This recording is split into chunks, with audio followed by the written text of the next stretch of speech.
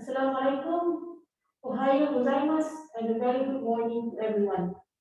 A warm welcome to Assistant Professor Dr. Safitri, Head of Urban and Regional Planning Department, Kuliah of Architecture and Environmental Design,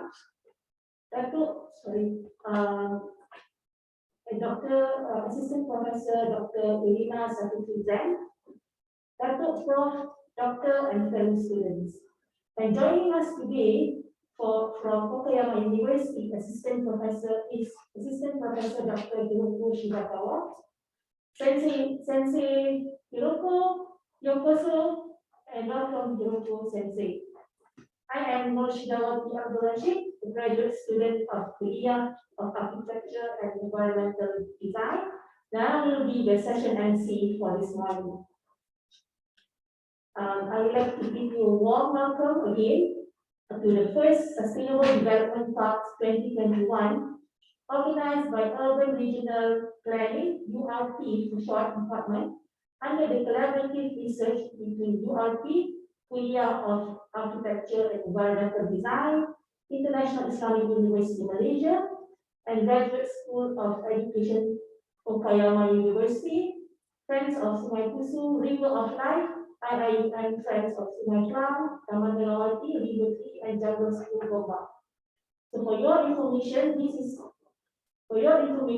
the first out of two talks that we are organizing under Sustainable Development Talk Series 2021. So the second talk series will be held on the 2nd June 2021. So do keep a lookout for that one and tag that date on your calendar, as we have more exciting sharing lineup for you on that day. So let's first start with the order of the day. So without further ado, let's welcome Assistant Professor Dr. Safitri, Head of Urban and Regional Planning Department of Kuliah Architecture and Environmental Design, for his welcoming remark. Dr. Safitri, the session is yours. Thank you, sister. Very good morning and assalamualaikum and ohayo gozaimasu. Thank you, sister, and warm welcome to all speakers and participants of this webinar. So the webinar is the result from the collaborative research between IIUM and Okayama University on Okayama model of education for sustainable development. It is funded by Sumitomo Foundation for 2 years of research project until this year, from last year until this year. The overall webinar give an insight and overview on the transformation process toward sustainable society in Okayama City, Japan. The first speaker, Dr. Hiroko, will give an insight on Okayama model of ESD. Meanwhile, the second speaker, Dr. Irina from IIUM, will give the analysis based on document analysis and interview with key person involved in ESD project in Okayama and the lesson gained in the context of Malaysia. The webinar will give a contribution to the field of social learning, urban governance, and sustainable development. I hope you will enjoy the webinar and learn the interactive during the interactive session. And again, I would like to thank all those people involved in this webinar and hope it will be a successful event today. Thank you very much. Assalamualaikum. And again, we can continue with the next session. Thank you, sister. Thank you, Dr. Shamini, for your insights and overview on the session. All right, brothers and sisters, ladies and gentlemen, let's continue the session with a sharing entitled Okayama Model of Education for Sustainable Development, the Japan Experience, by Assistant Professor Dr. Hiroko Shibakawa, Graduate School of Education, UNESCO Chair of Education for Sustainable Development, Okayama University. But before I pass the session over to Hiroko Sensei, allow me to share some information on her professional background. Dr. Hiroko Shibakawa is an Assistant Professor of Education for Sustainable Development Promotion Center, the UNESCO Chair in research and education for sustainable development in the Graduate School of Education at Okayama University, Japan. She has served as PhD coordinator of RCE Okayama to support UNESCO associated schools and an advisor of Okayama UNESCO School High School Network since 2012. So let's give a very warm Malaysian welcome to Hiroko Sensei. Over to you, Hiroko Sensei. よろしくお願いします。よろしくお願いします。Okay, Assalamu alaikum. Ohayo gozaimasu from Japan. Let me share my slides first. Okay.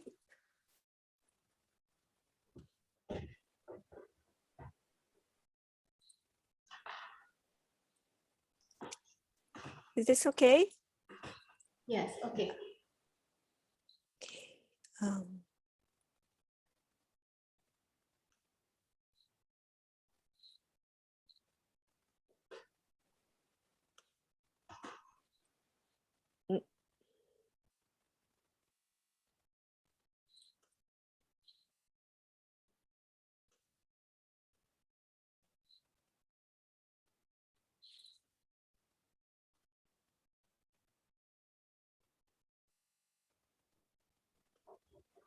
Is this okay?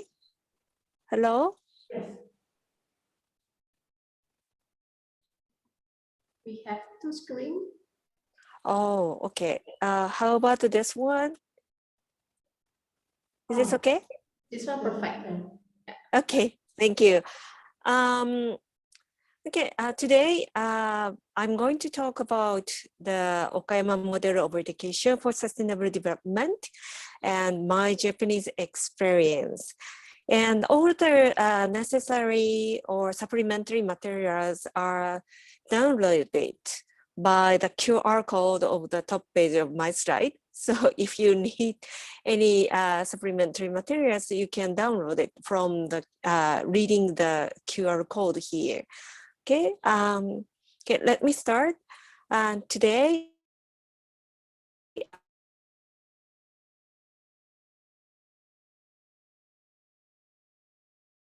and my parents and the family also rooted in Okayama.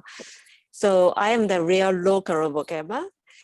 And I am going to talk about this as an insider and a local citizen, and of course, as a researcher and coordinator of RCE Okayama. Let me shortly introduce Okayama. Okayama is the prefecture in the western part of Japan, and it is called Land of Sunshine because we have the most rain-free days. It faces both the sea and the mountains and located in between big cities like and Hiroshima. So we have a good access to everything. And the city is also called a hub city.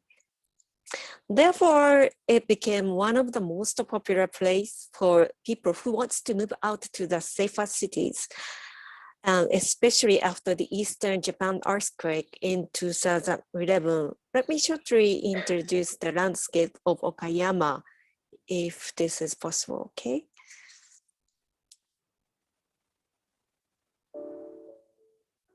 Is this okay? Yes.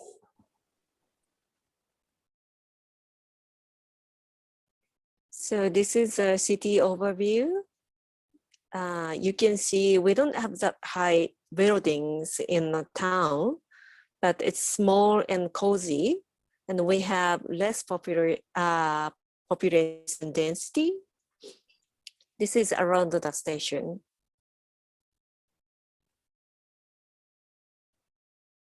And this is Okayama Castle. This is a downtown area and the old bridge with the trams. And we have new apartment like this.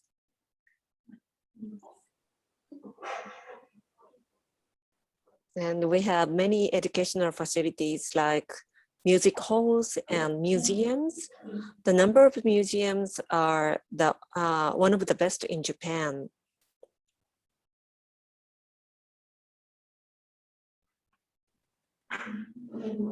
So this is a river running through the city center. And this is a station.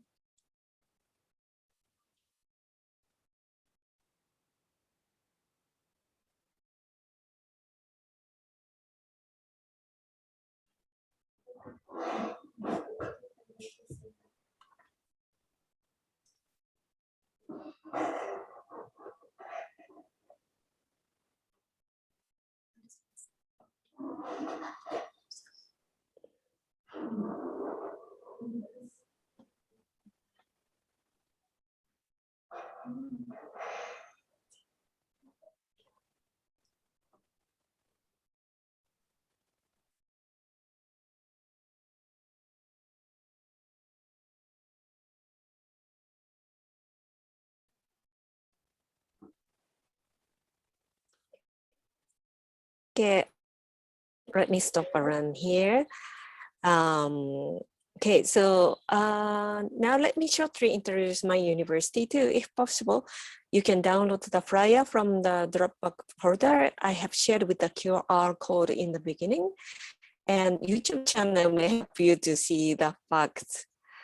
So our university was selected as the top global university by the Ministry of Education, and it is established since 1870. So it's one of the oldest one in Japan. And we have many international students and cooperating university from many countries and regions. And the number of the students are about 13,000. And the ratio of teaching staff and the students is 1:8. I belong to the ESD Promotion Center, which is also UNESCO Chair in Research and Education for Sustainable Development since 2012. And this is my office and the center. I have been working together with Okayama City, the Higher Education for Sustainable Development Forums, and ASPnet by United Nations University, and ASPnet, which is a network of a university that supports UNESCO associated schools in Japan. And let me also introduce my research theme, which would help you to know the theory behind our research. It is a structure of educational practice to formulate ESD communities of practice. So the concept of the communities of practice is based on the previous study of Leib and Wenger, 1991. And according to Leib and Wenger, all of us are the legitimate peripheral participants of the communities of practice. So look at the picture in the right. COP, I say, is not only about physical or geographical community. It is not only about the professionals either. The reason why I stick onto the theory is ESD could be a process of the participation process to the communities of the practice. So of course, there's room for criticism in the concept. For example, the idea of becoming an expert. After becoming the expert, what will happen to us? So therefore, I think we need to redefine the concept in the context of ESD. Therefore, ESD COP could be the collection of small but varieties of communities that intensively practice sustainable development that actively interact each other. And why COP is important in the learning of ESD? Look at the core of the pedagogy of ESD. Underlying the theory is critical pedagogy and lifelong learning theory. If you take a look at the theory and the context of ESD, you see the philosophy of Freire, Illich, or Mezirow. That is, ESD contains very radical view of lifelong learning and critical pedagogy to see our modern education and society that had also supported too much industrialization and market-based society. So the 4 pillars of learning is also a basis of learning theory of ESD. But the fifth pillar, which is added by UNESCO in 2009, is also a basis of learning theory of ESD. And the very core of the learning theory, that is learning to transform oneself and society. I believe this is the most radical part of ESD. So in the context of radical democracy and education, Dewey said, democratic learning emerges in the democratic practice. That means you cannot teach democracy in the classroom. It is the same with ESD. You cannot literally teach it in school or in classroom setting only. You learn while you practice it with various others. It is a transformative learning and gradually transform yourself while learning. The picture in the right represents learning of COP. Learning will be embodied while community, identity, practice, and meaning interact. So in summary, ESD COP would be an interaction of different domains. It contains contradiction and conflict, but those can be the chance of transformation of the community itself too. For that reason, each community of practice must interact with the ones in the different field. This will bring richer reciprocal relationships. Also, it is worth noting that ESD is a learning that blurs the boundary of formal education, non-formal education, and informal education, like Words 2011 said. Okay, let me skip the slide. So based on my research themes, you may want to know what has ESD Promotion Center been doing with RT Okayama. Specifically, we have developed the programs for teachers to promote ESD with the multi-stakeholders by working with Board of Education and social education institutions like Kominkan that I will tell you later, and by supporting membership of ASPnet. ASPnet means Associated Schools of UNESCO, and by developing training programs for teachers to promote ESD project in cooperation with the local community. So since our establishment, we have taken several steps to contribute to ESD in our own way. At first, the focus was on ASPnet membership from 2011 to 2014, which was also the policy of the Minister of Education. So we focused on expanding the network by increasing the number of associated schools with various backups from the government. We hold many trainings, published the reports like in the picture, and gave lectures on ESD at school or supported the organization of the ASPnet secondary school networks by 2014. It was a final year meeting for the United Nations Decade for ESD. After the World Conference on ESD in 2014, in cooperation with the Okayama City Board of Education, we submitted an application to the Mexico's Ministry of Education's ESD Consortium project. And over the 3 years from 2015 to 2017, in order to build a foundation for ASPnet member schools to continue or expand ESD in cooperation with the local communities. In the end, our goal was to expand our capacities as global citizens.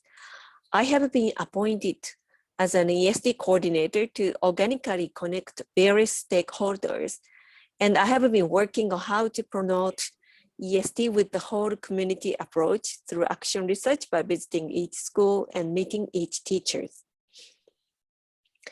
So the main question of this project was how ESD Promotion Center university can effectively support the development of the sustainability competencies of teachers. And one of the hypotheses was to change the structure of the training for in-service teachers. At first glance, it seems quite simple to change the style of workshop from top-down to learner-centered one, and to use materials based on the actual teacher's lessons to create collaborative learning. But for us at that time, it was a big challenge, and it was actually very difficult to first understand each other with the City Board of Education members and the principals, and to take the different and the difficult situation of the school teachers into consideration. But anyway, we had many training sessions, like 3 times a year for these 3 years. Basically in RCE Okayama, one school district consists of 1 junior high school, a few or more elementary schools, and 1 community learning center called Kominkan. It's a social education facility. We found this very effective, but at the same time, it's challenging as the general expectation that the schools and community learning centers within 1 school district will or can work closely together to make the community sustainable. Board of Education, and we encouraged to do so. But to be honest, it is not simply about the geographical condition that can connect these stakeholders. Let me show you the example. So this is the northern part of Okayama City.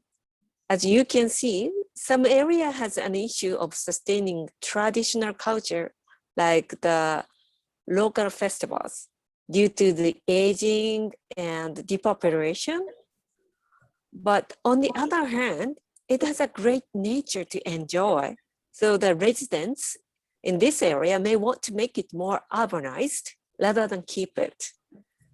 And this is the southern part of the city, which has many environmental issues, especially as we have the artificial lake called Kojimako, and the land is also reclaimed and developed for the mega agriculture. You can see this large farming area is called Fujita, and most of the residents used to be farmers.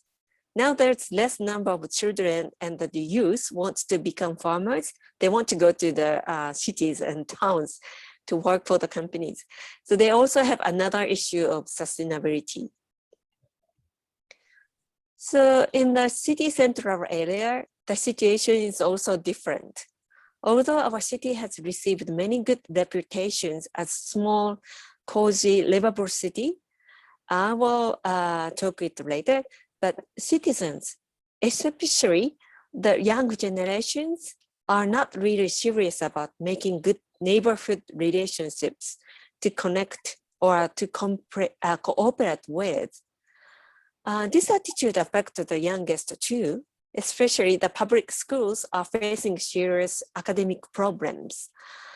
And although schools are trying to implement various ESD activities like traditional Japanese dancing and play, or cleaning up the neighborhood rivers, like in the picture. On the other hand, the World Conference on ESD in 2014 and the consortium project from 2015 to 2017, we, ESD Promotion Center and Okayama City worked together, and it brought many outcomes too. One of them is the good school networks. ASPnet is a UNESCO associated schools, as I told you. We have more than 64 ASPnet schools in Okayama Prefecture, and 51 out of 64 is the public elementary and junior high schools in Okayama City, which membership rate is one of the highest in the world. And I also work with the graduates of these schools who entered the universities in Okayama.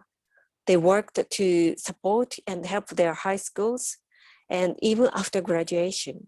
I took this great opportunity to nurture the next leaders of ESD.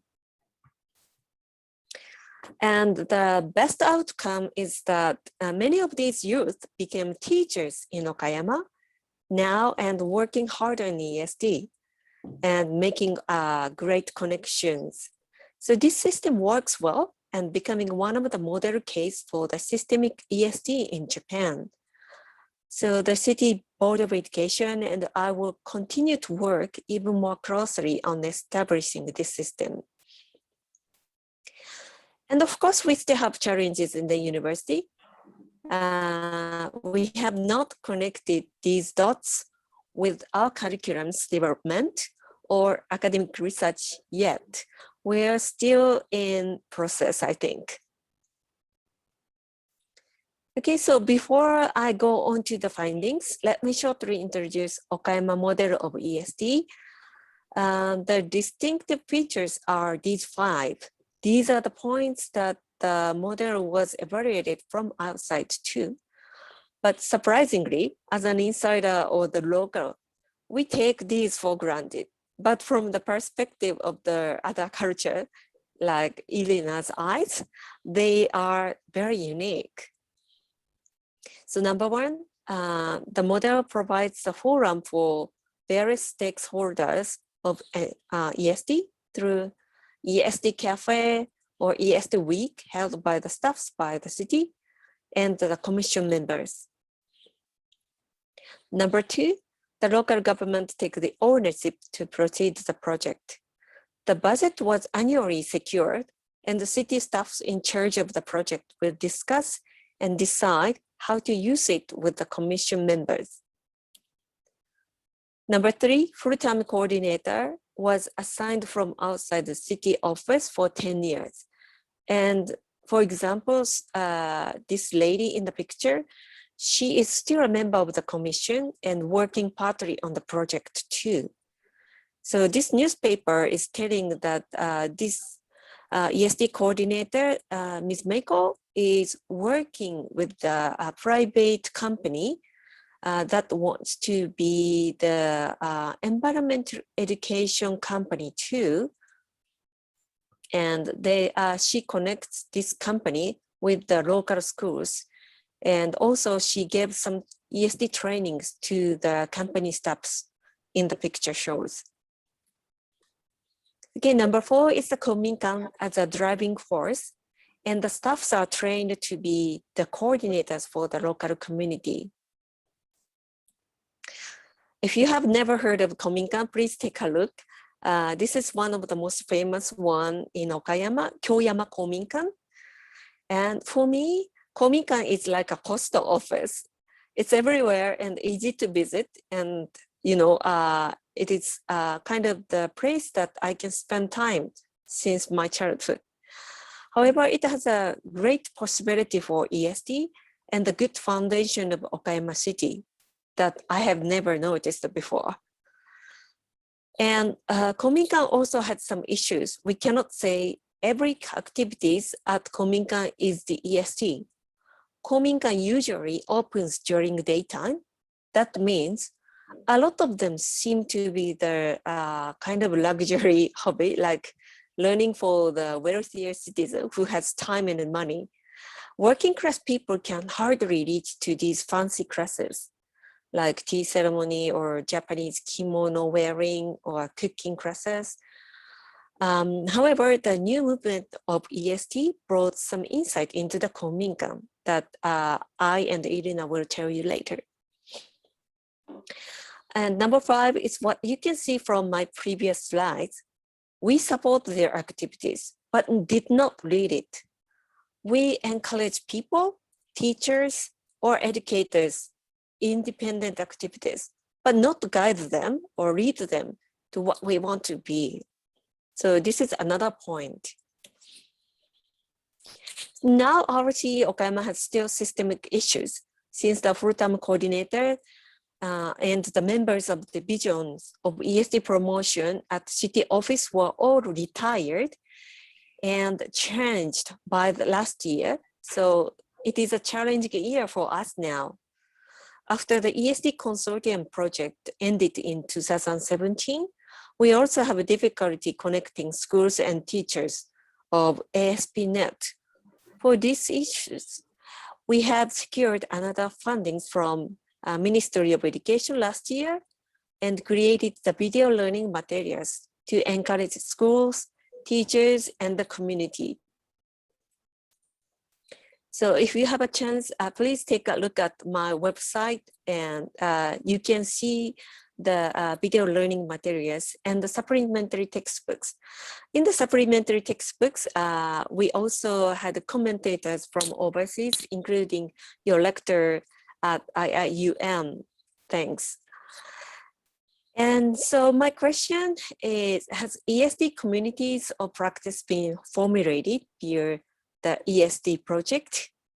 I will let you know the interview extract and summary from next.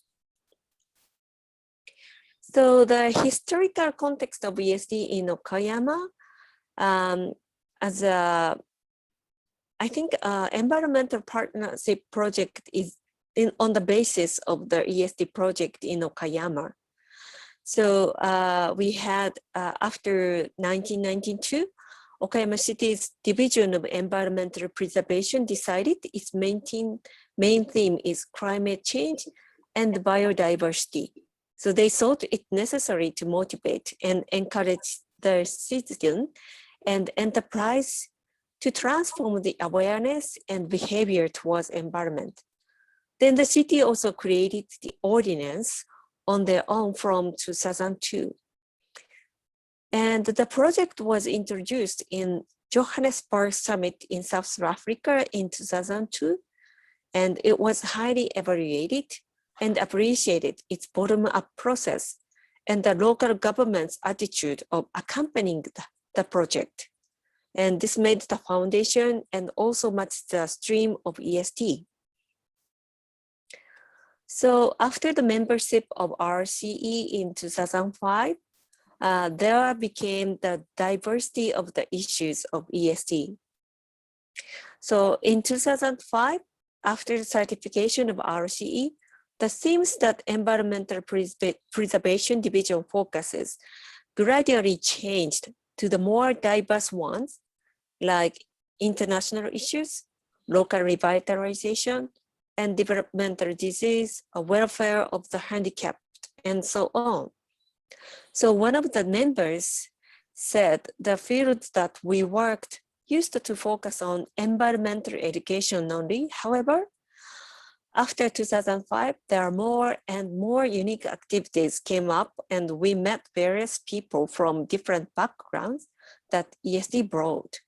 They mixed up and sort of chaotic in the beginning, yet very interesting.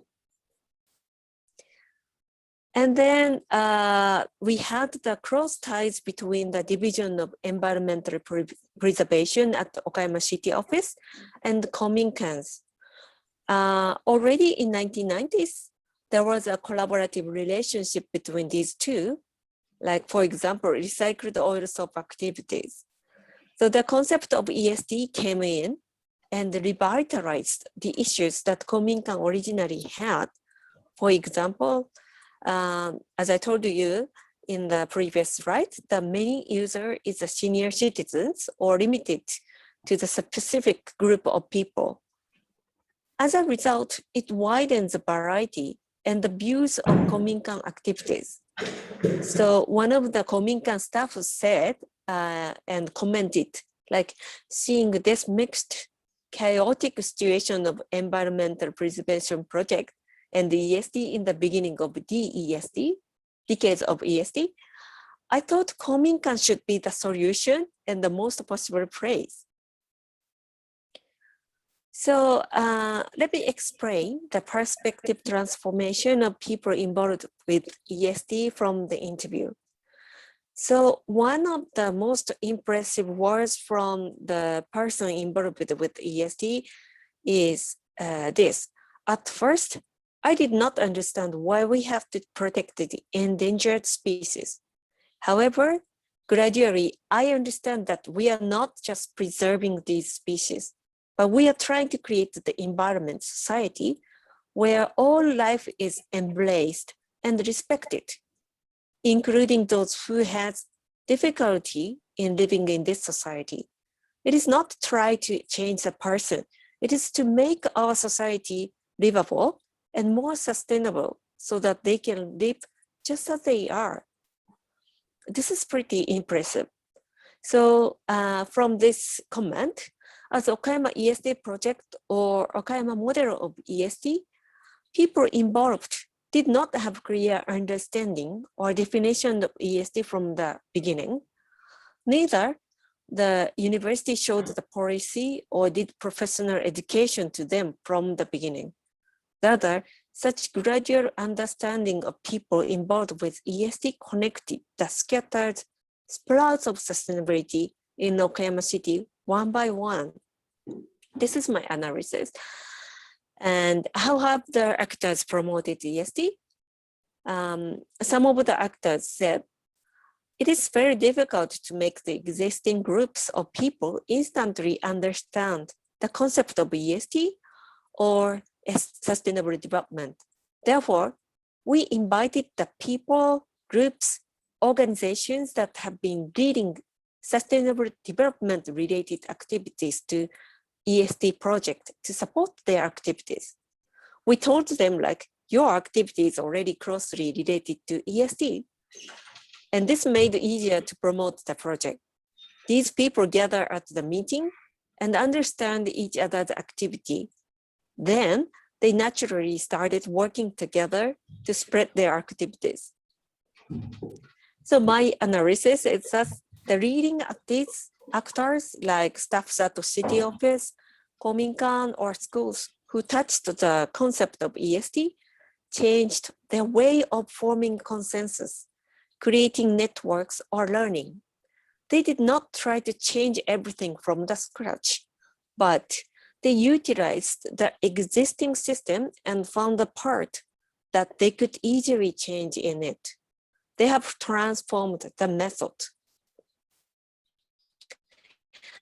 And also, I can see the bottom-up approach to Infuse ESD was successful.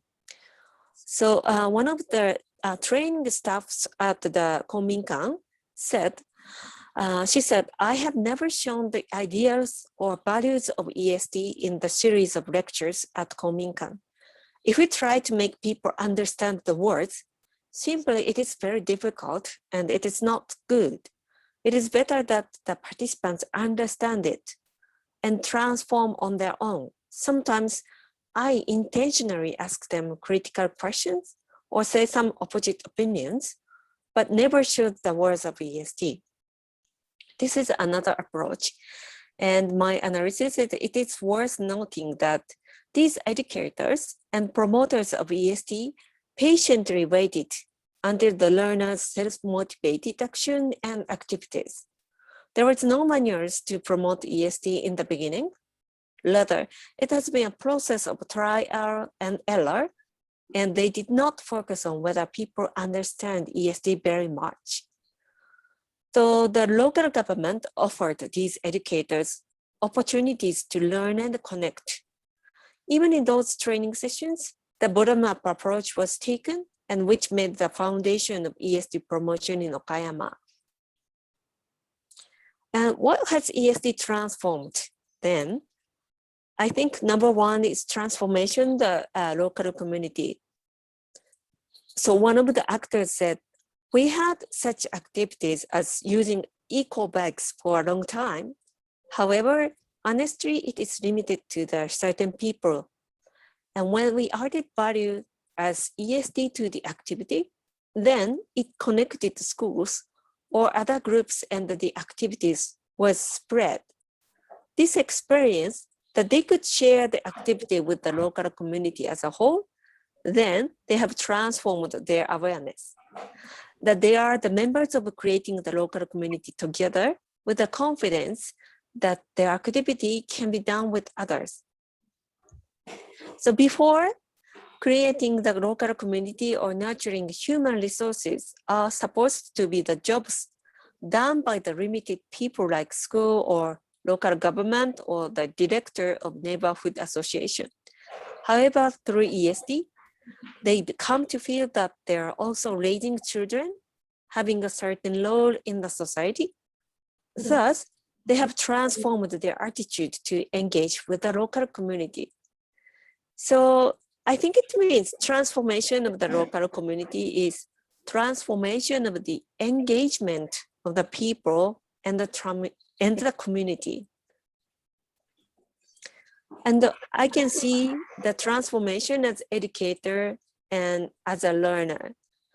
So one of the staffs at the Kominkan said, by recognizing ESD, the participants of the course at Kominkan meet the different opinions and values more.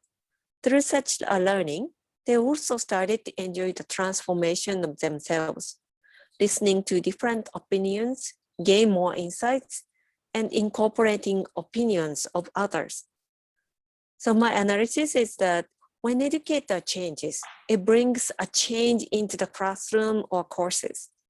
When the learning settings are operated by educators with such a democratic way of ESD learning, that would weigh on the diversities and the ownership of the learners, the democratic learning emerges among learners gathering.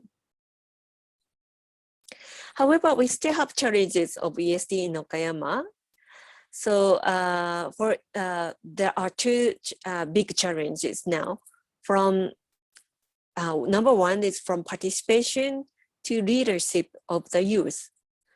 So one of the members of the city office said, I feel that we need to support the youth who can lead the society. We know there are many of them who participate various activities through school, classes, or courses. However, we still need someone who can produce, coordinate, or manage such activities. We need to create a system to raise such youth. So as he said, we still need to reorient our educational system, how we can raise the leaders of the next generation who actively take a leading role on their own, not just participate. And challenge number two is dialogue over SDGs and ESD. So there are many voices in Okayama now, like has ESD ended and the SDGs is a new framework, or ESD was unclear and too difficult to be largely understood. SDGs is very clear and everyone can participate. Or ESD cannot solve the urgent problems, but SDGs is different in the sense that it can move the enterprise and the economic system. However, someone from the ESD Promotion Commission, and she has been involved with the Kominkan activities, she said, I know SDGs is more fashionable and catchy than ESD, but we need the method, perspectives, and transformation and action and questions of ESD now to proceed the authentic SDGs. It is kind of similar to the beginning of ESD, trying to capture the existing activities of Kominkan as ESD. People say now, yes, we do activities thinking of the goal number 12 and so on. Therefore, we do SDGs, and that's it. I feel we are back to 2005 now. No depth and very superficial. Goals are shown, and it seems that answers are shown. Therefore, we do not have to think deeply, maybe. So this is a question from the people who has been involved with ESD for a long time. So hence, in RCE Okayama, the philosophy to question the current unfair injustice and unbalanced and sustainable status of our society, and what sustainable development means, what education can do for realizing it, whether the current education can contribute to it, or if not, what transformation should be made, etc., etc. The philosophy of ESD, these ESD might be getting lost. But my opinion is that by questioning these together with others, people recognizes what is more important and necessary for their life and the society, rather than just accepting and continuing the current lifestyle. So this is my summary. ESD in Okayama is a process of accumulation, small groups of people, small activities, small changes of people's attitude and learning. These dots connected one by one via the learning platforms like Kominkan, and Okayama may have been lucky enough to have many Kominkans and the atmosphere of preserving natural environment, traditional culture, and educational resources. However, what contributed to drive ESD is both world movement, for example, our summits and world conference on ESD, and the accumulations of personal dedication and efforts towards sustainable society. So we have the phrase, one step by 100 people is better than 100 steps of one person among the ESD people in Okayama. This certainly represents, and even in the era of SDGs, we need to have the longer and deeper consideration and education to raise more people who can think and act on their own independently. And certainly, ESD communities of practice has been formulated through Okayama model of ESD, I believe, and because which had a question for sustainable development from the beginning. So that is another driving force. So questioning the sustainable development is more important than learning about the sustainable development. So this is it, okay? Sorry for my quick summarization, but thank you very much for listening, and I welcome questions and comments. Thank you very much. Thank you for a very informative sharing on your perspective on ESD and the great work that Okayama is doing towards advancing ESD sensei. Hiroko sensei, domo arigatou gozaimashita. Arigatou gozaimashita. Brothers and sisters, Terima kasih. terima kasih, yes. Brothers and sisters, to those tuning in to Zoom link, if you have any questions, you may type them in the comment box, or you are also welcome to ask them directly later. We will address the questions at the end of the session, at the end of the second session by Dr. Irina. So next, let us welcome Assistant Professor Dr. Irina Safitri, who will be sharing the Malaysian perspective on the Okayama model of education for sustainable development with her paper entitled The Quintuple Helix Analysis for Okayama Model of Education for Sustainable Development, Lesson from Malaysia. The floor is yours, Dr. Irina. Oh, sorry, my mistake. So before I pass the session over to Dr. Irina, allow me to share some of her professional background. Dr. Irina Safitri is an assistant professor of Urban and Regional Planning Department, College of Architecture and Environmental Design, and Deputy Director for Campus Sustainability Management Unit, Development Division, International Islamic University, Malaysia. She is leading the Okayama Model of Education for Sustainable Development project funded by Sumitomo Foundation to share the education for sustainable development application in the bigger context of the society in Malaysia and Japan, together with Hiroko Sensei for the year 2020 to year 2021. Hence, I then would like to pass the session over to Dr. Irina. Over to you. Thank you very much, Shida. Yeah, very warm welcome for the audience. Assalamualaikum dan selamat sejahtera. Selamat pagi.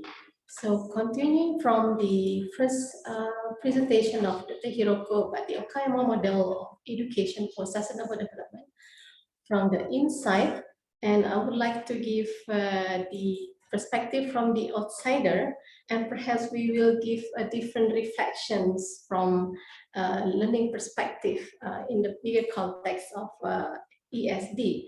So we would like to, we use this Quintuple Helix analysis of frameworks for the Okayama model of education because of our concern that there are various stakeholders involved in the ESD project organized by the RC Okayama, and then also the strong facilitation from the Okayama City Council, which is provide the technical, remote human resource, infra and facilities and financial support at the beginning since the 2005. Yeah?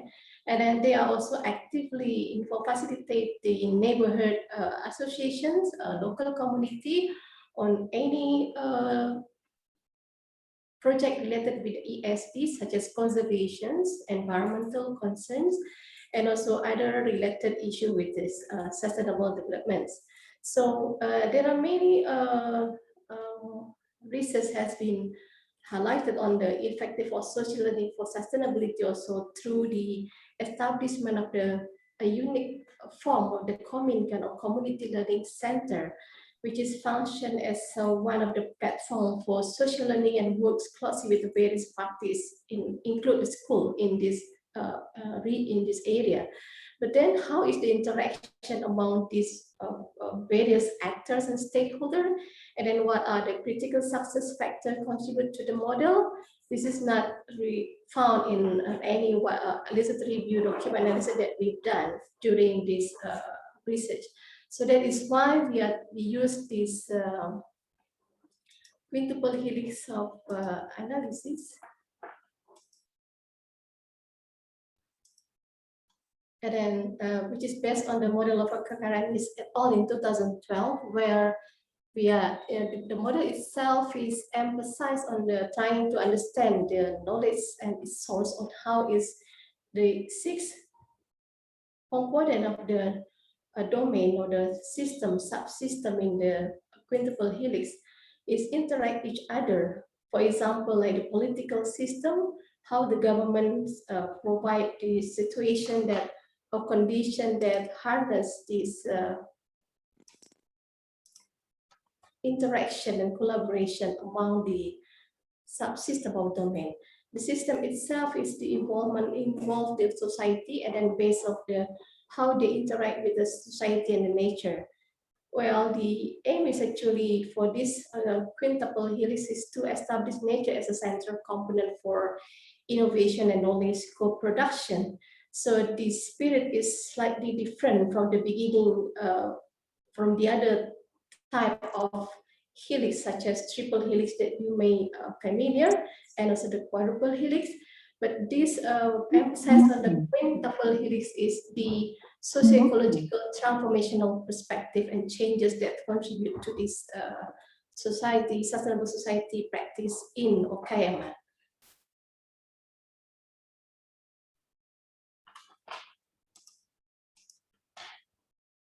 Yeah, just trying to give you the overall background on the helix that involved.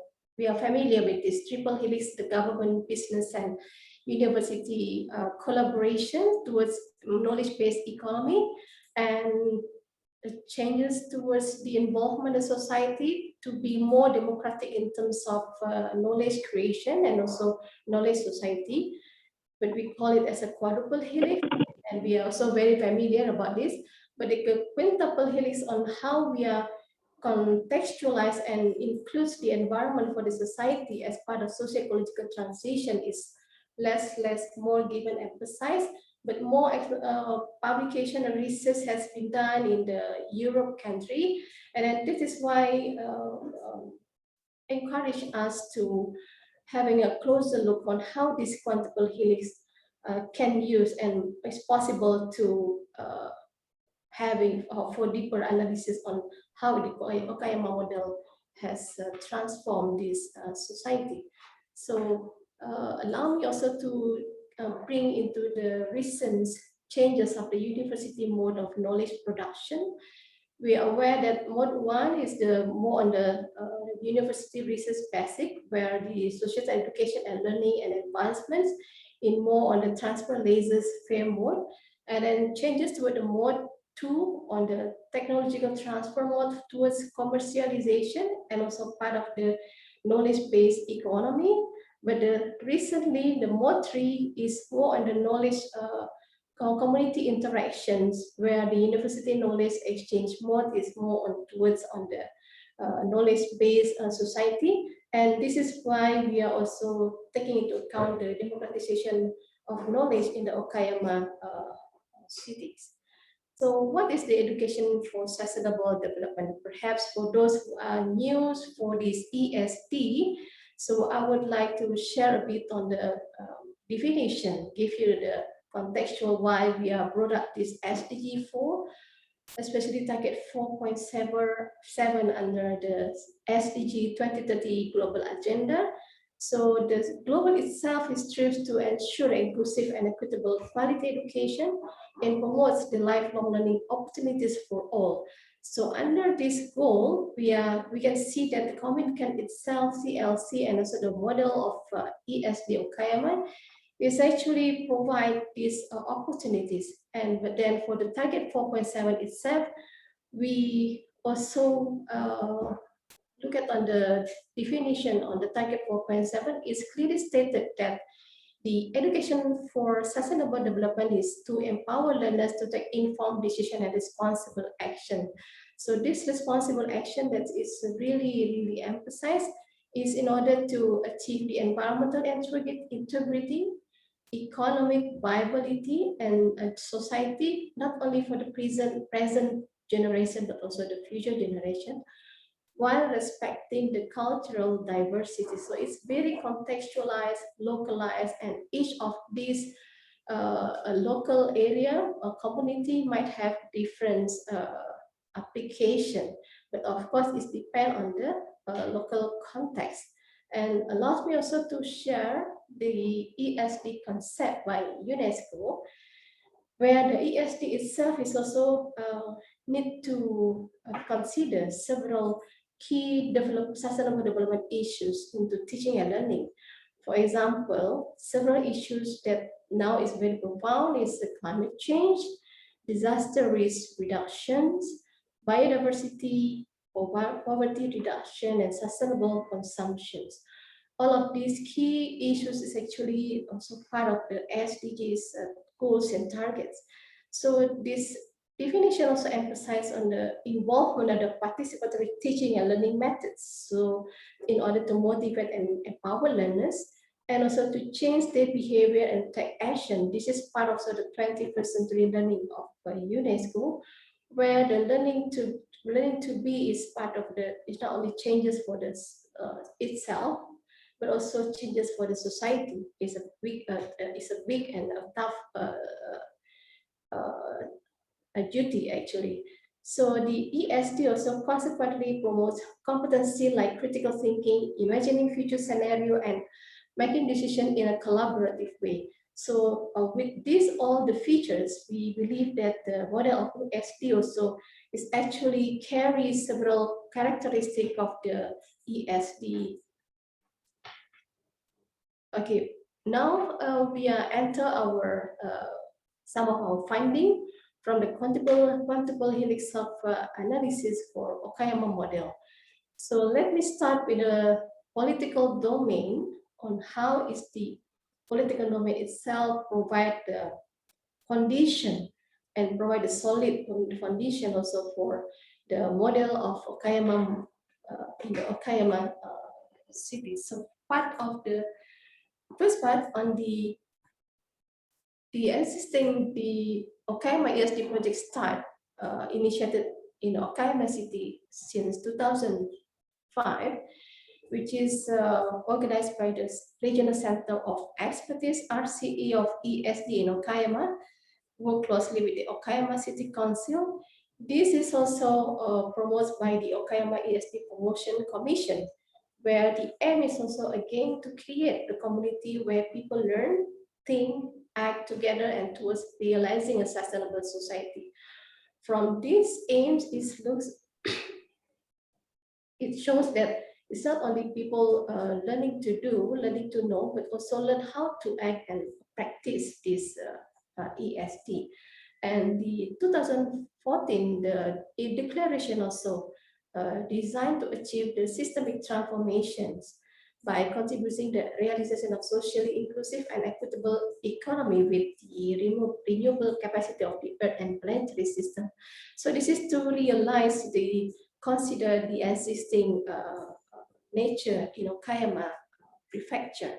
So this initiative provides a platform for multi-stakeholder and the involvement knowledge of co-creation for sustainability that accelerate the societal transformation. If you look at on this diagram, you look at the various stakeholders involved in support the Okayama ESD projects. Yeah? And allow me to share what is the RCE, Regional Center of Expertise. If you look at the number of the global RCE network globally, we have 179 RCEs. And in Malaysia, we have 6 RCEs, which is led by the first RCE Penang, RCE Central Semenanjung, RCE Iskandar in Johor, RCE Kuching in Sarawak, Greater Gombak, which is in our area, cover the Gombak area, Kuantan and Pago, and also last RCE Melaka. But if you look at on the diagram, it promotes that RCE is not only works within this university, within the education system, if we can use the quintuple helix of the domain or subsystem.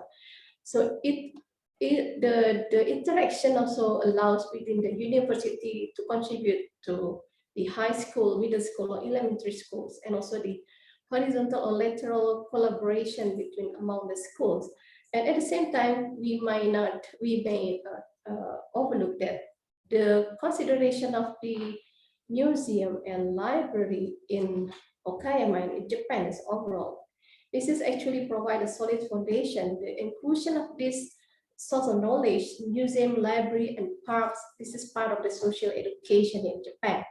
And also there is a central government, the non-profit organization, NGO, that also acknowledge as part of the knowledge, broader knowledge system. If you look at on the corner, what are the basic view of ESD? The ESD itself is also focused not only for the knowledge, but also the values that's shared, the principles, and also the action which requires the activities. So this is part of the overall framework of the RCE that used by the RCE Okayama and also other RCEs around the world. So what are the Okayama ESD project, and then how Kominkan play their roles? Yeah? And is grows up to 260 establishment of community learning center. Kominkan becomes a very important entity in promoting the Okayama ESD project. At the same time, provide the platform for the community interacts. If you look at the involvement of the population of the Okayama Prefecture and also the people involvement in the environmental protection, it keeps quite a number at that time. Yeah? It began since 2005 until 2017, what based on the Dr. Hiroko mentioned just now. And then there are also outlining the 6 thematic issues highlighted by Okayama commitment, which is environmental conservation, disaster risk reduction, income generation, entrepreneurship, community development, culture diversity, dialogue, and also intergenerational exchange, literacy, and empowerment. So if you look at also these charts, the Kominkan network itself is not only the community learning center itself, but the Kominkan also works with the museum, the library, the public health center, the school, NPO, and neighborhood and residential association. So this is also provide the bigger context of the knowledge ecosystem from the perspective of Quintuple Helix. So back to this, the Okayama model of ESD from the Quintuple Helix sub-analysis. From the political domain itself, what we found from our research is a strong role of the government in giving the facilitation. For example, they have a basic act on education, on social education act, which is strengthen the establishment of Kominkan and social educators in Okayama. And also there is a national government provide technical financial standard, subsidies, and also the official certification or social education expert, meaning that the university itself provide the training for social educators. And this is also encourage development of organizations that will use Kominkan as a base for their activities like in schools and RCs. So in another critical success of this Okayama model from the political domain is, if you look at on the cyclical process of the knowledge input, process, and output, the condition is various social activity itself is create the local knowledge actually for the local government, given an input and then brought it into the forum and the discussion, and learn from the society what are the values and the social issues brought up. And then from this activity, which it showed that institutionalization of the social activity itself is promote the spread of the Kominkan. And another, as I mentioned from the beginning, the Social Education Act article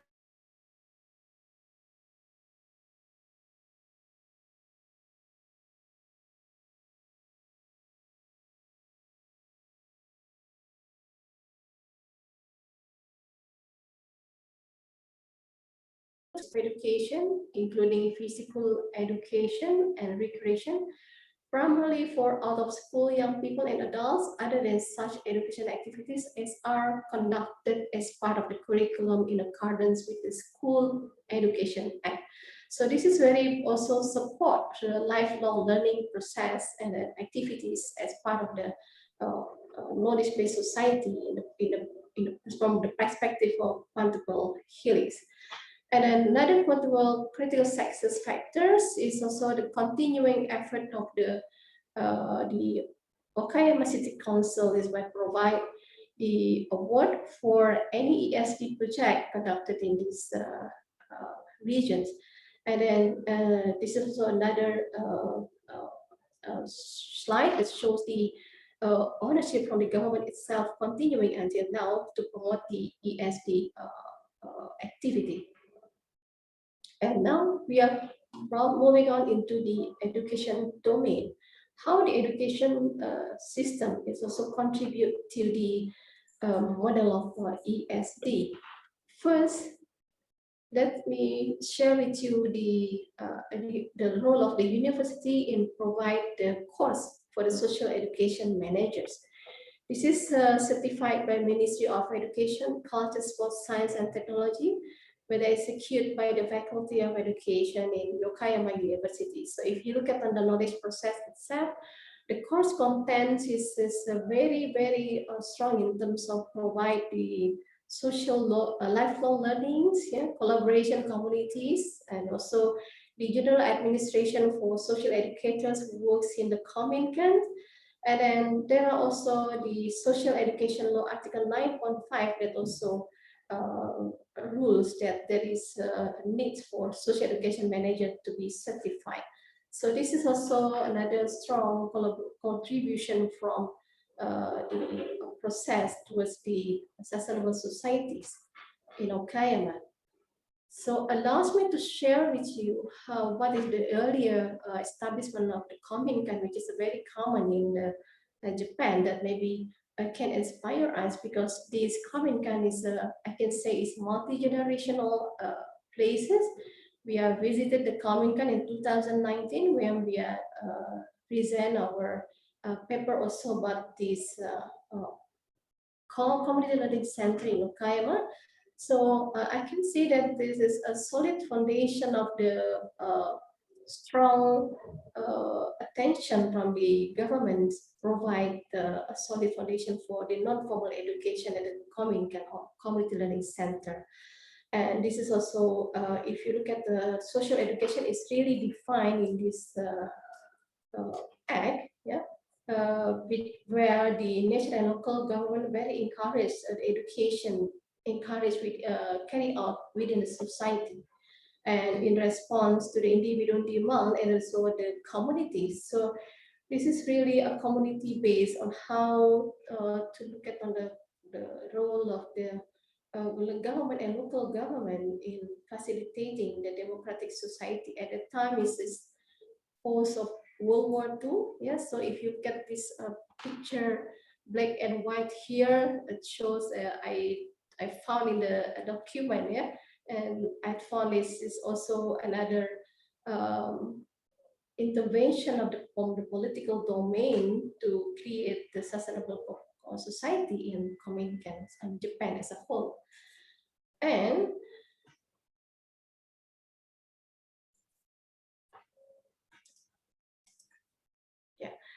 this is also another additional information about the aim of the Kominkan. If you look at on the very well established of the Kominkan since 1946, this Kominkan is provide the people living in a specific areas, not only the city but also town and village. Yes, and then in order to meet the demand of the actual life and then implement academic and cultural activities.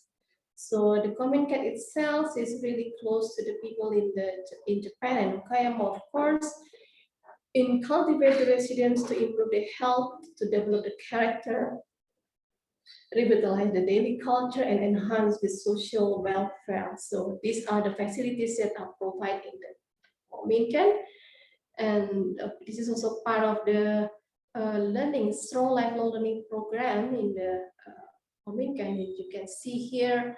They have the tea ceremony and cooking class, and also this. If you look at on the society itself, is part of the community revitalization, social learning, and regenerative of the culture. Otherwise, we are living in a modern context. We feel we lose our roots. Yeah, if we are not back to what we have actually in our society. So this is really in line with this part of the SDG 11 on the sustainable cities and communities. So in the various, it's a program-based Kominkan, and then this is a various brochure provided in the Kominkan that we visit. And if I may, this is quite interesting for me because perhaps we are in Malaysia have a very dedicated community or place for elderly, and where there is for the kids and the young children is different center or part, but then in this Kominkan they are mixed together. So this is also same with the other part of the Europe, like Finland, where the intergenerational activity that contribute to this well-being and lifelong of the elderly. Yeah? And then this is also another quite a good look on an insight since we are Malaysia also towards the elderly society. Yeah? This is a mixed intergenerational community learning center maybe can be an option as well in the future. And of course, the resource center, small library in the Kominkans, and they have also the cooking class, which create a social bonding, especially for the retirement. They can come here every day and then have a social bonding, make friends, and then create the activities. And they also have these recycling facilities, community halls, and also the kimono class, wearing class for drama, and also the public hearing and dialogue is also part of the facilities provided in the Kominkans. Yeah? And this is from the perspective of the Quintuple Helix, where the democratization of the knowledge in this open innovation diplomacy is used, where the ESD project need to consolidate and then have a discussion with various stakeholders. This is happened in the Kominkans. Yeah? And Kominkan also from the perspective of social learning, provide the place for the community of practice. So this is part of the larger part of the social learning in this prefecture.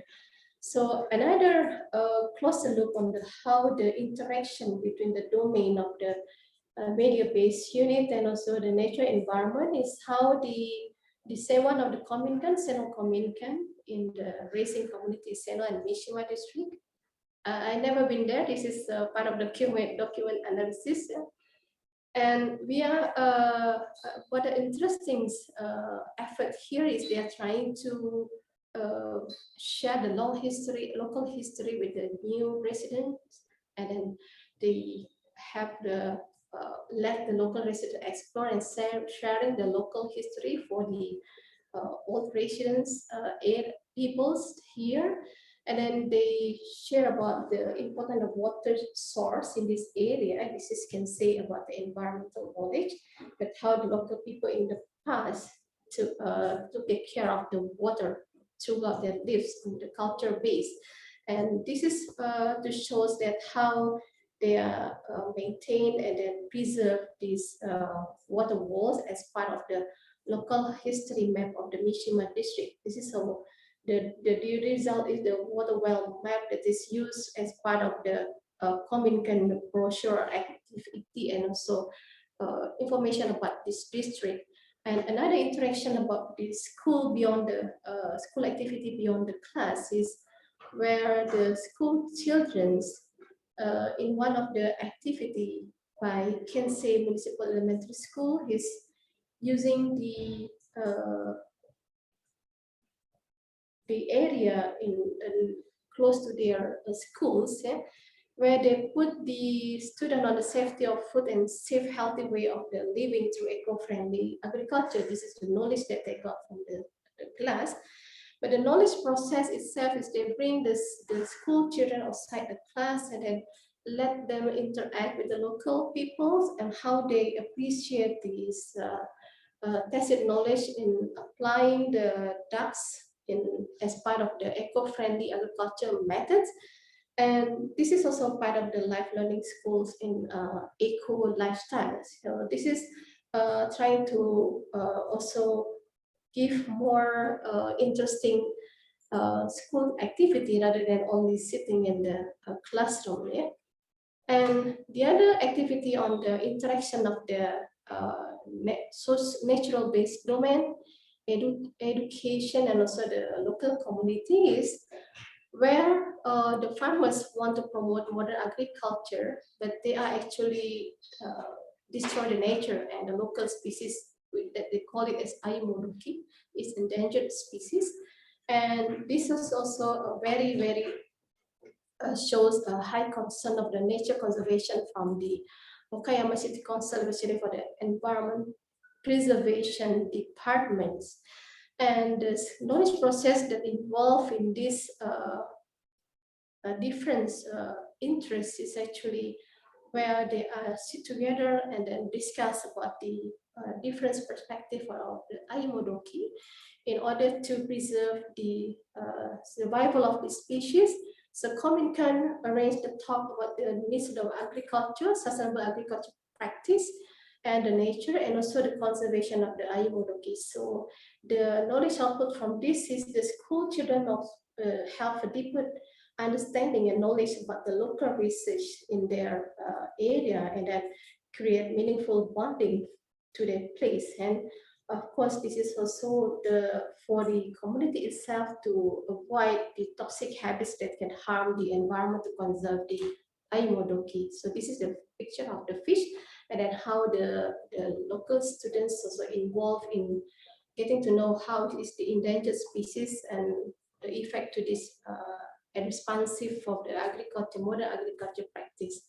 Not stop only at the school children, but the people in the Okayama also in this area is organized a meeting to provide a venue and dialogue to people that concerned about this species. And there are also arranged lectures about nature, and the meetings also start to solve the problem in the future, where the local Okayama City Council involved also in this dialogue.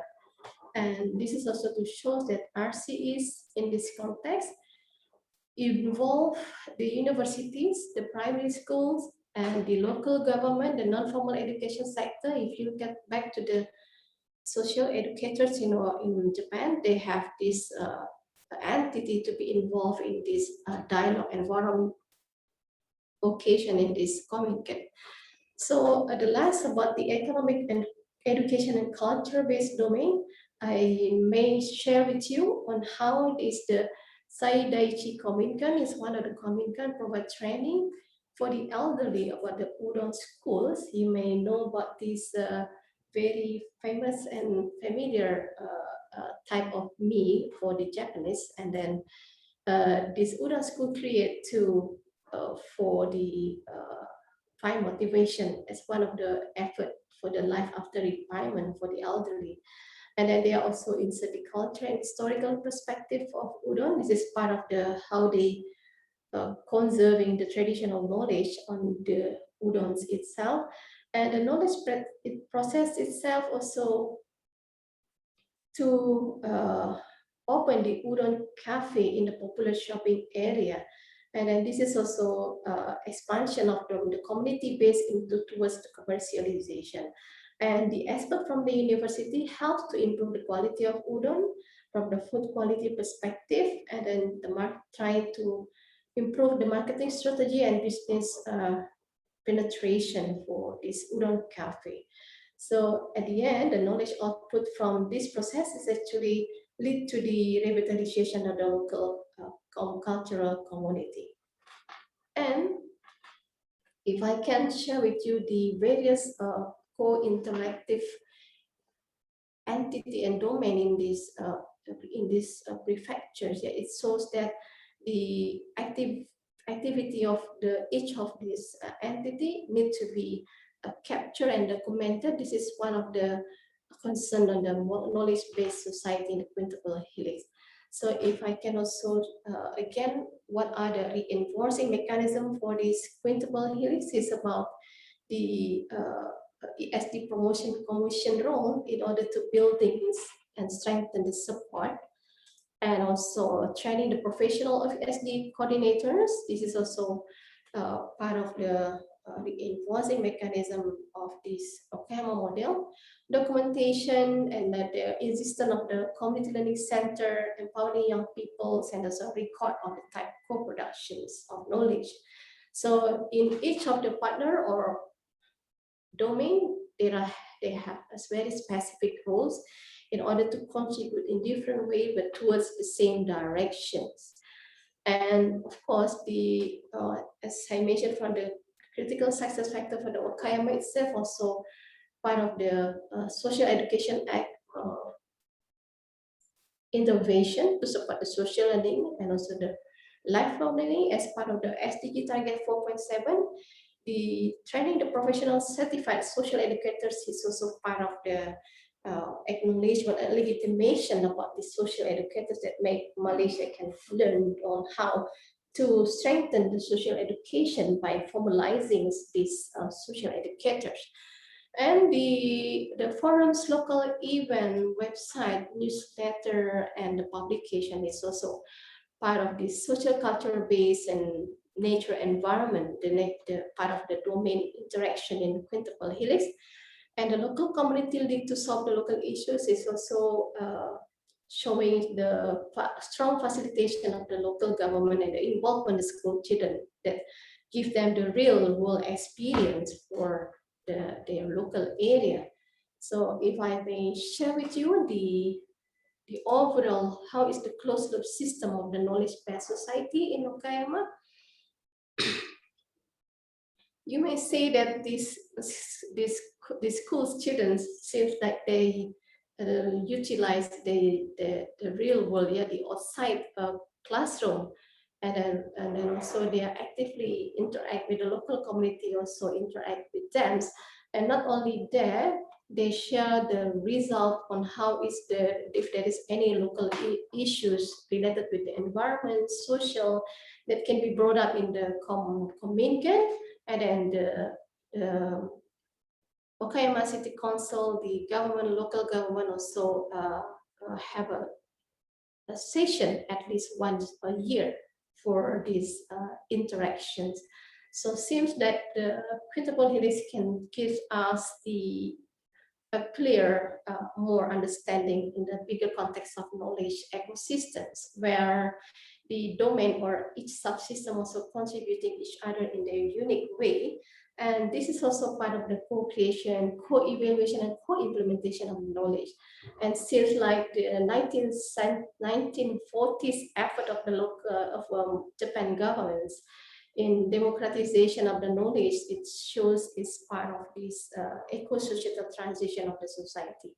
So the social learning expert also notify the active learning cycle in the Okayama is is also contributing from the various crucial factors as I mentioned before. If I may say this, the graph is showing that the growing number of actors is needed in order for us to change towards sustainable transformation, towards sustainable futures. Yeah? So on the last slide, if I can share that lesson for Malaysia, we may recognize the interaction among the domain actors that we have actually. And we need to strengthen the social education as part of the community development and syllabus of the university with practical implementation. We are in the International Islamic University of Malaysia. We have this strong community development courses also. It's not only for the local inside the university, but also the outside the university. Yes, so this is also maybe can another lesson that we can get from the Okayama models. And then, of course, the enhancement of community development by the university is also contribute to the collective learning for sustainable development. Yeah, I think that's all from me. If I may share the YouTube for our RCE created program.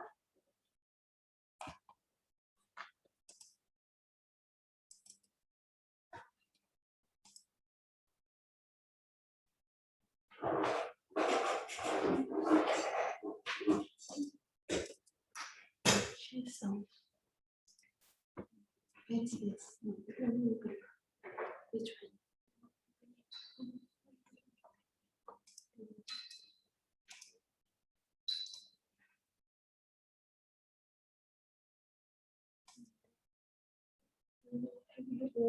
The link open?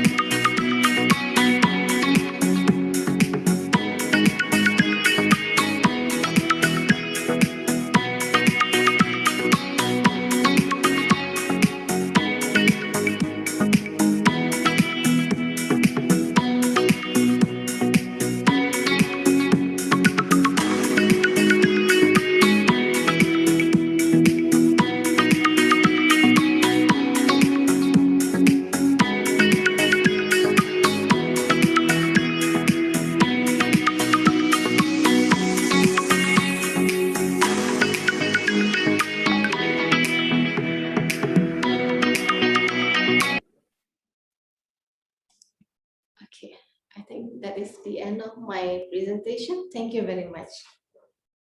Thank you for your very insightful sharing of Irina. I like the concept of democratization of knowledge, which aligns to the concept of lifelong learning promoted by the Ministry of Higher Education. All right, let's continue to the next session. This is the most exciting and interesting part of the session, which is a question and answer. So we have 2 questions in the chat box, and we'll take that. And then for the rest of the attendees, you are welcome to type your question in the chat box, or you can unmute your mic, whichever is convenient for you. So what I'll do is that I'll take the 2 questions first, and after that, we'll address the ones that are going to ask the question directly to Dr. Irina or Hiroko Sensei. All right, the first question. Salam, my name is Aisha Hanani from Korea of Education. Her question is, how can we in IIUM start to apply this concept of ESD and engaging with our community? Is there any future activities or program that will be conducted by IIUM for ESDG? And the next question is, who is responsible to take the first step to promote and provide ESDG environment in Malaysia? Should it start from our university or the government? I think over to you, Dr. Irina. Okay. Yeah, thank you, Aisha Hanani, for a very inspiring and triggering questions at the same time.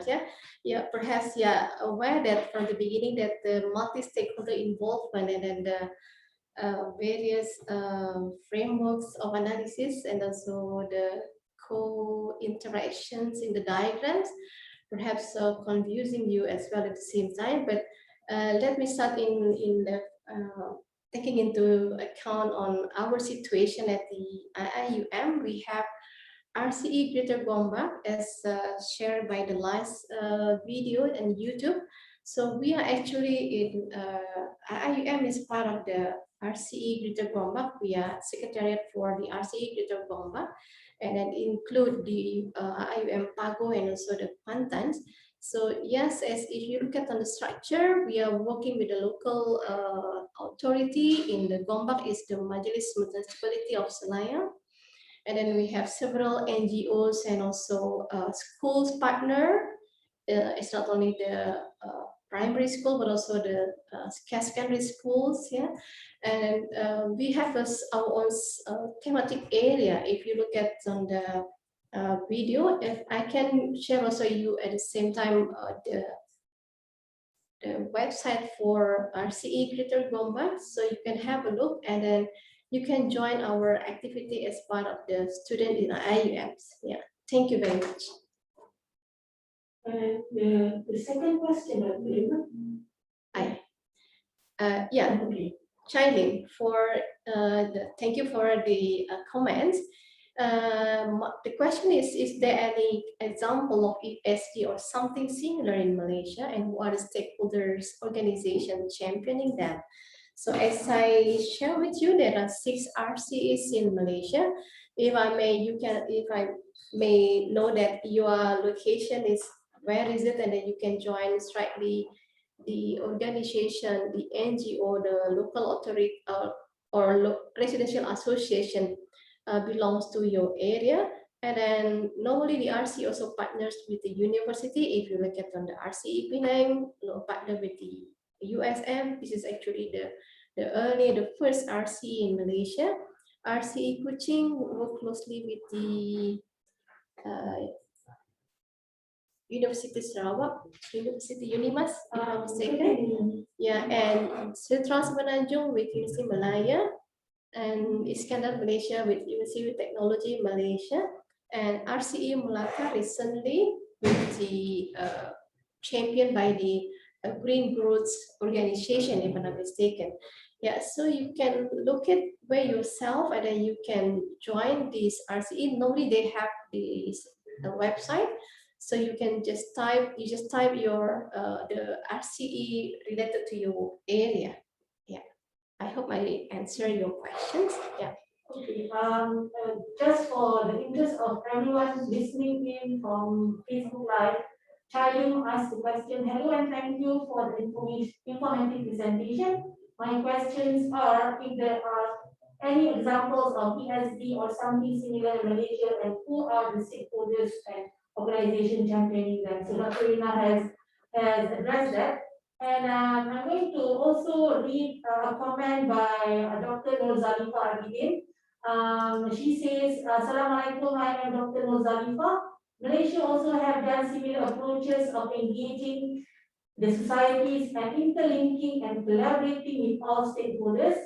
It is a matter of documenting and working together to showcase our efforts. For example, I have founded Jungle School and have been actively involved with the community, schools, universities, NGOs, corporates, and government agencies to promote the expansion of knowledge with the indigenous orang asli, namely showcasing their traditional environmental knowledge to the public, and the same empowering the orang asli to regain their dying cultural heritage. Thank you for that comment, Dr. Nur Zalifa. So, yeah, and Asha say thank you. So, the rest of the attendees, please do type your questions if you have any. We have around 20 minutes to do that, and or you can unmute the mic and address the speaker directly. Perhaps Dr. Hiroko wants to add something. Yeah. Hiroko Sensei. Yes. Would you want to add anything on top of Dr. Irina's comment? From the foreigners' Yeah, perspective. from Japan perspective, based on the question. For the Norozarifa or for the Chinese, which one? I think This- or any of the three would be all right. Hiroko Sensei. Okay. Let me tell you that RC Okayama is a very unique RC in the world, because in a sense that Okayama City and city officials are in charge of managing and funding, and also the supporting the ESD project. And Okayama University is partnering and the key institutions within the promotion commission. So I think there's various ways to facilitate and promote RCEs or ESD activities in Malaysia. IUM can be the leading institutions, but at the same time, I think you should maybe take a look at the local communities. I believe that there is a stronger and more intensive partners in your neighboring communities. So make a good connection with these educators and or leaders or actors in the local community is, I think, more important than the question is which one is leading the lead. I mean, which one should be the leader? I think both can be the leaders of the RCEs. Is this answering some questions or any questions? Yeah, thank you. Thank you, Hiroko Sensei. Brothers and sisters, any questions? If none, we shall then continue the session by before we wrap up the session. I would like to again pass the session over to both Dr. Irina and Hiroko Sensei for the summation. So we'll start with Dr. Irina and then and Hiroko Sensei. Oh, okay, all right. Okay, we've covered the summation. So on that note, Hiroko. Okay. Hiroko Sensei, I'd like to pass the session over to you for your summation. If there is any, If there is any, onegaishimasu. Okay, I couldn't hear really well. Sorry. I'd like to pass the session over to you for summation for the summary session. for your part. Yeah, on your part.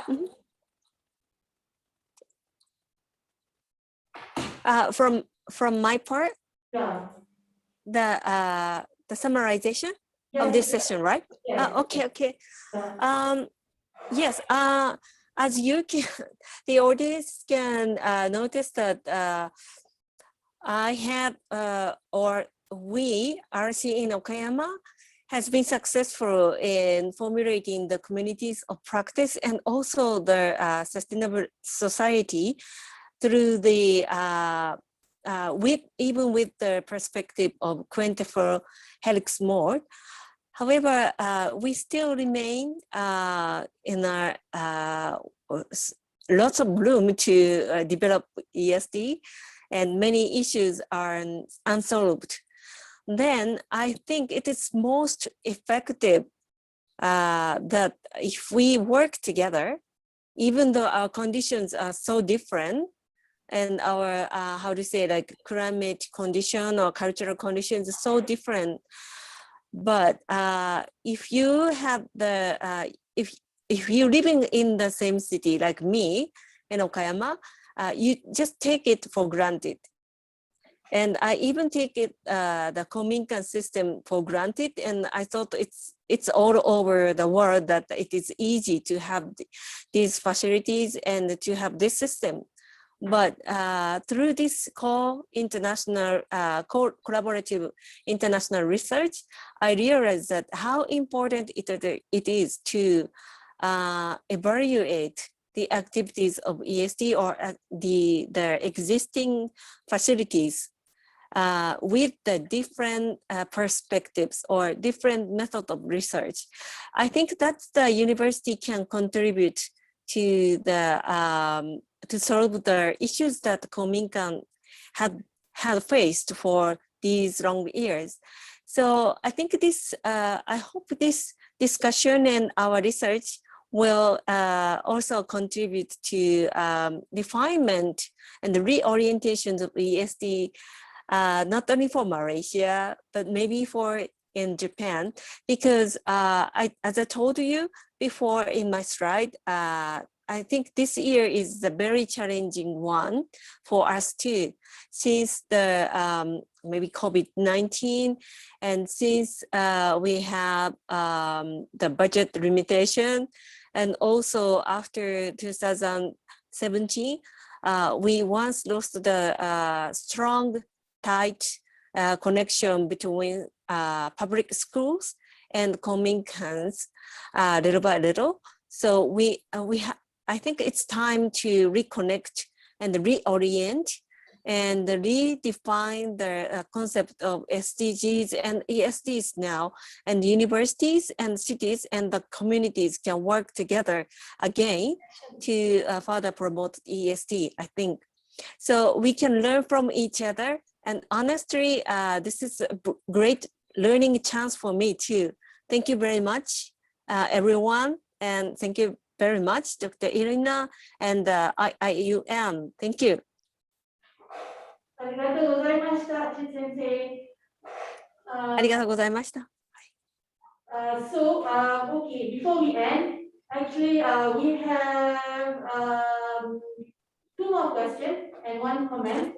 Dr. Nozalifa Abidin says, can you share with us the ways to obtain funding for similar projects? Maybe I think Dr. Irina and Hiroko Sensei, you can actually both answer this question from your different perspectives. So I'll pass the session over to Dr. Irina first, and after that, Hiroko Sensei. Over to you, Dr. Irina. Okay, thank you, Shida. Thank you, Dr. Zalifa, for the questions. Yeah, actually, for if I can share the Sumitomo Foundation dedicated for research topic related in Japan. So, and then you can create link with the Malaysia as part of the edition for this research topic. But the main topic should be focused in Japan. So this is why I think we secure the grant. But I think quite numbers of the similar fundings also currently can be tapping in order to execute and or to conduct the research in these similar projects. And you can find in other types of Japan Foundation that are more interested in terms of the interaction of the society and the environment. So this interaction between these two is actually getting more interest for them, especially to look at on the how society itself is evolved and changed. Yeah. Dr. Hiroko, maybe you want to add some? Okay, I also have a question then. Do you have a chance to have the public comment? Have you heard about the public comment opportunity? Does anyone have a chance in Malaysia? Public comment? No. Yes, on the educational system. So anyone can make a comment on the new, how to say, when you introduce new system or when you introduce new educational system, and then the government asks us to make the public comments. Do you have that kind of chance? Yeah, I think if, for example, like the blueprints, right, or some document, yeah, we have a chance to have a comment, but it's just a matter of the circulation of the information, whether we can join for, whether it reaches the people at large. Yeah. Okay, so because I wanted to tell you that we have, so due to the Mr. Chairim's question, we have a national teaching guideline, and that is applicable for all the school systems in Japan. Now introduced SDGs in the national curriculum guidelines. I think that's because I think that's the contribution of the work by the ESD people in Japan, made many public comments on introducing ESD insights into the national teaching guidelines. And that has a huge impact in a school education system too. So nowadays, school teachers are more aware of SDGs, and they are, how to say, they are working hard to put these insights into their daily basis educations, like subject lessons and classrooms. So I think it's more effective that the actors like us, or academia like us, can make a public comment when they introduce the new educational systems or new educational reforms, that make comments and actively participate in the process, and then they promote the SDGs or ESDs into the new systems of education. Okay. Mhm. Thank you, Hiroko Sensei. You're welcome. Dr. Irina, would you want to add to that, to Charlene's question? Yeah, it's about plans to formalize this form of education like ESD in either Japan or Malaysia. Yeah. Currently, so far, there is no effort towards that. Even what I know is RCE Iskandar, but that is using the core curriculums, and then they have a team on the low carbon schools, yeah, as part of low carbon society practice, and then yeah, that is so far that I know. But of course, in terms of adoption of the ESD itself as part of the lifelong learning, each of the perhaps researcher in the higher education institutions who has interest in the ESD really is having this kind of ESD research or action research on finding ways on how to align this ESD in our education systems. Yeah, that's all from me. Thank you, Dr. Irina.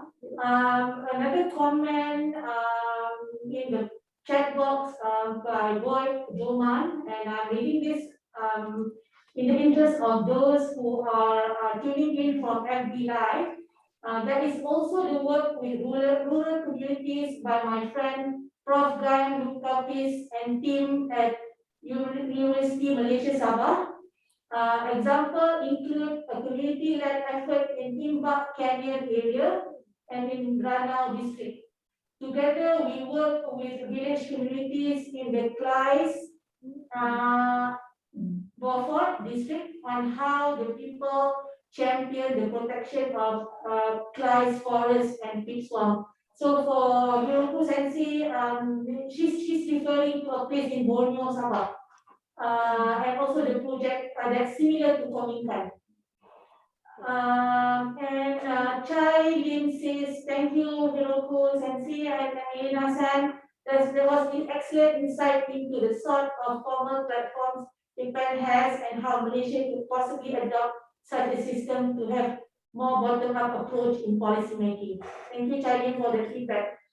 On that note, yeah, thank you, Boyd, also for the very insightful comment. Yeah, if I may have a chance also to include UMS Sabah in the Sabah community, I know they are very bottom-up community and actively have a very unique traditional ways in conserving their area, and their conservation activities is also very strong. Yeah.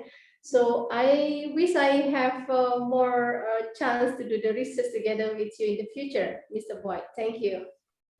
Yeah, and also Mr. Boyd says that Okayama University was one of our partners for low carbon society. Wow. Okay, congratulations, Boyd. Yeah. More partners. Yeah. Yeah. Okay. On that note, we have come to the end of today's session. Thank you for taking time to be with us today. Osukari sama deshita. Be sure to join us again in the next session on the 2nd June 2021. So make sure you mark that in your calendar. Invitation will be shared with you soon. And we have lots more exciting sharing from colleagues in Malaysia and Japan. So look out for this announcement. So maybe before we go, maybe we can have a photo session. So for the purpose of report, everyone's report. Okay. Let me change, and I would invite everyone to maybe turn on your camera for a while, so that we can record your image. Thank you, Dr. Nozalifa. Great to see you. Thank you, Fatih Farah. Yeah. Yeah. And if the ones that are convenient to turn on your camera, please do so.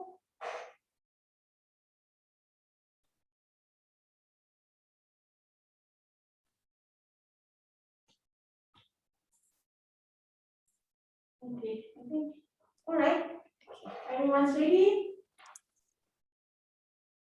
1, 2, 3. Okay, hold on. Okay. Thank you, Cik Gani, for turning on your camera. Another one. 1, 2, 3. And another one. 1, 2, 3. Okay, thank you, everyone. Thank you. Thank you very much. Terima kasih. Terima kasih. Terima kasih. Thank you. See you again, Thank you Hiroko. very much. See See you in June. We were together with Dr. Zalifa in 2 weeks, yeah? 2nd Yeah. of June. Okay, bye. Bye-bye. Bye. Thank you. Bye. So we shall leave.